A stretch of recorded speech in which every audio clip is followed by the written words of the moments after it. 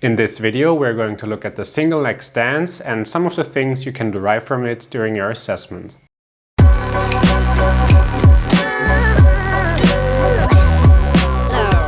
Hi and welcome back to Physio Tutors. You're probably used to assess static postural control or balance using the single leg stance.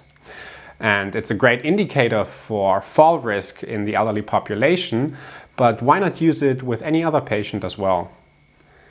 40% of the gait cycle are spent in single leg stance, and it's also an essential posture during walking stairs, for example.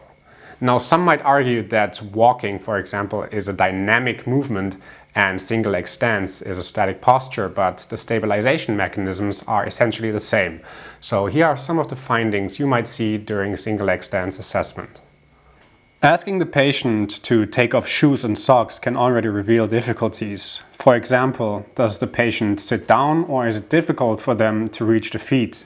Observe spine and lower extremity mobility. Observe the patient getting up from a seated position. Do they stand with equal weight on both feet? Do they rely more on one side for weight bearing? They will most often use the more stable leg. Now, when standing, is weight shifted to one leg, and are they standing that way to escape pain, or is it their natural position?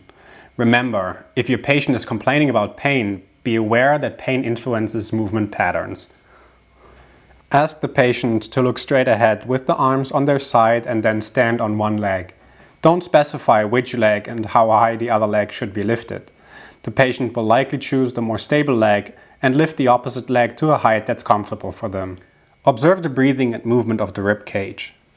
Elevation of the rib cage when breathing or holding the breath during the test might indicate poor intrinsic core stabilization. Are the toes of the stance leg gripping or changing to white color? Is the foot searching for stability, moving in and out of inversion or eversion? This might indicate instability of the foot or poor stability in the stance leg with possible gluteus maximus inhibition. Watch out for a Trendelenburg sign indicating gluteus medius weakness of the stance leg or contralateral quadratus lumborum inhibition. Is the patella in line with the dorsum of the foot? Are the knees caving in? Or is there tibial torsion? Amongst others, this could indicate a gluteus maximus weakness. Do the eyes look anywhere other than straight ahead? This might be caused by eye muscle facilitation, which is very common in post-traumatic neck injuries. Lastly, repeat the test with the patient's eyes closed. Holding with good form for 20 seconds with eyes closed is an acceptable range. 40 seconds with the eyes opened. Many of the principles of posture analysis, such as head positioning, for example, apply to the single leg stance assessment as well. So be sure to watch our video on observation and posture analysis, as well as our video on functional assessment.